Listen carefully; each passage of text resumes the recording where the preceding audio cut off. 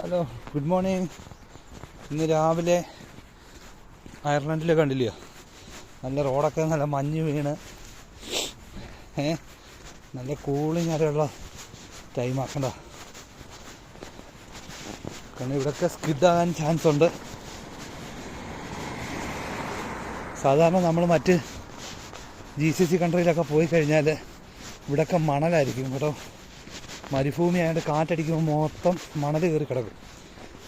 ഞാൻ സൗദി അറേബ്യയിലായിരുന്ന സമയത്ത്, ദുബായിലെ ഷാർജയിൽ ആയ സമയത്ത്, കാരണം അവിടെ എല്ലാം മൊത്തം ഒരു മരവും ഇല്ല, മൊത്തം മണലാണ്, മഞ്ഞാണ്, എല്ലാം ഒരു വല്ലാത്തൊരു ഒരവസ്ഥയാണ്. ചൂടോ എന്ന് പറഞ്ഞാൽ ചൂട്.